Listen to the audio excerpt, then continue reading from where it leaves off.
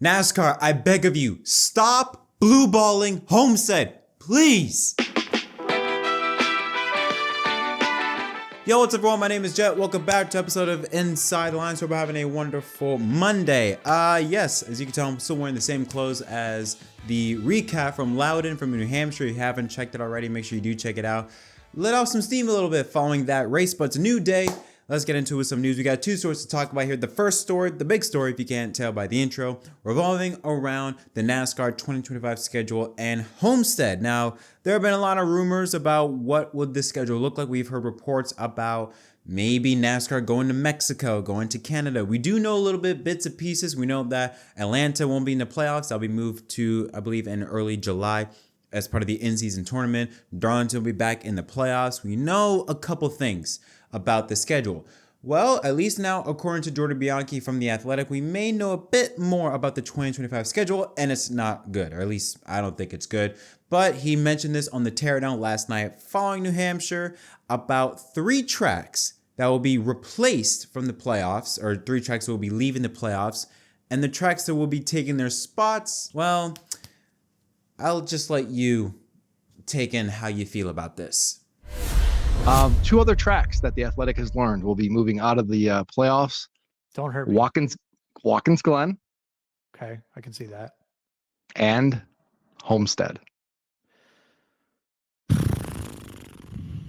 So no Homestead in the playoffs. Gonna supposedly moving, I've been told, to early March, mid-March. So then Loudon is going to be the other one. So we've got one more track left, a little over a mile, kind of like Loudon, Gateway. And if you noticed a couple weeks ago or last week, IndyCar released its schedule. Did you notice a change on that schedule? Gateway, which is usually later in the year on the IndyCar schedule, has been moved to June. Gateway is not going to have their 2 big races, NASCAR date and their IndyCar date, that close together. Gateway will be in the playoffs, I am told. So it looks like we know that Atlanta, Watkins Glen, those 2 races were kind of expected to leave.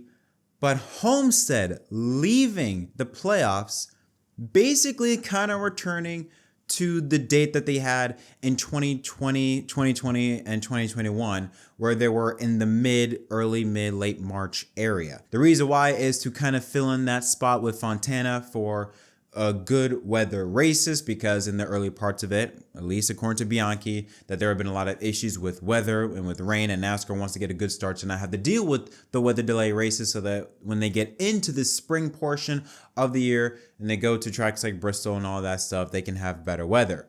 Funny calling Bristol better weather, considering how much Bristol has been rained out and or postponed due to weather. Anyways, yeah, so Homestead is out in early to mid-March, and in its spots, Watkins Glen's gone, Homestead's gone, Darlington back in the playoffs, Loudon, and Gateway.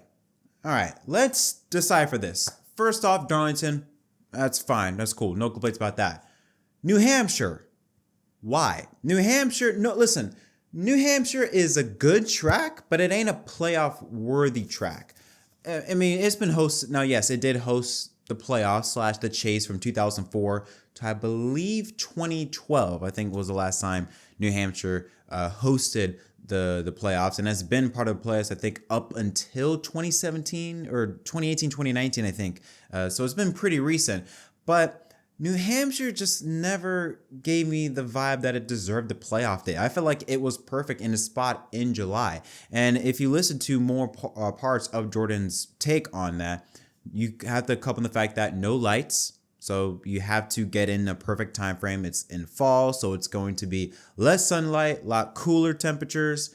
Overall, I don't think it would be a good experience. Gateway makes even less sense. On one side, I get it in terms of the fact that Gateway is really good at promoting. How they promoted the first 3 races so far with their NASCAR agreement, they promoted it extremely well with the concerts, experiences, and all that stuff. I get that, but you have to understand that the racing hasn't been playoff worthy. Same thing with New Hampshire. The race has been pretty good, but I don't think it's been playoff worthy, especially with this new car. And that's another thing I need to mention. You have to understand that with the 2024 playoffs, tentatively, this is the 2024 playoffs. We don't know which is going to be positioned where, but you have Phoenix, Martinsville, Bristol, Kansas, Las Vegas, and now Loudon, Gateway, Talladega, Roval, and Darlington to cap off the 10. I forgot that one. You mentioned a theme here. An issue with those 10 playoff races I mentioned is that with this next-gen car, it sucks on flat tracks and short tracks. 6 of those 10 fit that category. Phoenix just sucks anyways, but Gateway, Loudon, Bristol, even though Bristol in the spring, I think that was just a one-off. I don't think it's going to be the same when we get back there in the fall, but Bristol, Loudon, Gateway, the Roval, which, let's be honest, ever since the next-gen car, it's been lackluster at best. Then you throw in Martinsville on top of that. So you have almost half or more than half of the playoff schedule that you know more than likely it's gonna suck because the car is not ready yet. And it's so weird, even though this is not confirmed, this is tentative, but Jordan Bianchi, very rare does he get things wrong. So I would take his word with this. But if it's weird with how NASCAR is setting up the playoffs. Last year, or I should say this year, I should say, is the gimmickiest playoffs I've ever seen, with Atlanta and Talladega in the playoffs, and also on top of that, you throw in Watkins Glen with the Roval. This year's playoff is the most gimmickiest, luckiest playoff schedule. Next year sounds like it's probably going to be the most boring playoff schedule, unless NASCAR does some major changes in the offseason with the short track package to make sure that it's good on the on different types of race tracks, like the short tracks and the flat tracks. I just can't see how these new tracks of Loudon and Gateway being added into the playoffs, taking out Homestead, is a good idea. Granted, Gateway was good this year, but again, good, but not playoff good. So now we talked about the tracks coming in. Let's talk about Homestead. Why is Homestead leaving? Well, I think there's actually a good reason for this. At first, when I heard the story, I thought, why? Homestead has expressed that they want to be not only in the playoffs, they want to host a championship race. But I think, looking back, I think that's why NASCAR moved them back to mid-March as a placeholder. Homestead said, if you've been reading the news, following up on Homestead city officials regarding the racetrack, regarding the event, they want the championship race and they're willing to invest more into that to make sure that happens. I'm not confirming anything, but I won't be surprised if you see Homestead-Miami Speedway go through some big renovations in preparation to potentially host a championship race in 2026. The championship race for Phoenix ends next year. So 2025 is going to Phoenix. We know that's for a fact. 26, we don't know. Homestead is pushing for the 26th state to come back to their track for the championship race. I think that, and this is hopeful thinking, optimistic thinking, that NASCAR maybe gave Homestead that March day to say, okay, we'll have your race right here very early on so you can get it over with, and then you can spend more than a year's time, because the next time, the idea would be March 2025, the next time NASCAR goes to Homestead, November of 26. That is more than a year for Homestead to get renovations, whatever it needs to do to get ready to be able to re-host the championship race. That's my thinking. I think that is why NASCAR gave Homestead that date. Not only because of weather, fair weather, because usually Homestead is pretty good around this time of year in mid-March, but also I think as a placeholder for them to get their race done and over with, and then they can go from March 2025 until November 26 to get ready with renovations, promotion, all of that stuff to rehost the championship race. At least that's my wishful thinking. But so far, I am not liking with what I'm hearing from the 2025 schedule, because the way the playoffs just tentatively seem to be playing out for 2025, it just seems as though it's going to be very boring unless NASCAR makes some major changes with this next-gen car. And speaking of the playoffs, let's talk about the stretch to this year's playoffs. In 2024, we have 8 races to go in the regular season. And the main story we're going to talk about is two-time champion Kyle Busch, who is in possibly the worst season to date. This is, unless you can count his rookie year, but other than that, this has been his worst season so far in the Cup Series. You have to understand, it's been 6 races since Kyle Busch has finished even in the top 10. The last time he finished in the top 10 was back in May 5th at Kansas with, I think an 8th place finish. Since that time period, here have been his stats since his last top 10 in Kansas. Darlington finished 27th, was running the top in 23rd place for majority of the day, and a 50.8 driver rating. Remember, the max you can get is 150. Usually you want to be around the 90 to 100 range. That's considered a good race. Look there. If you look at Kyle Busch's 6 races, only one time has he hit above a 90, and that was at Sonoma, where he ran around the top 12.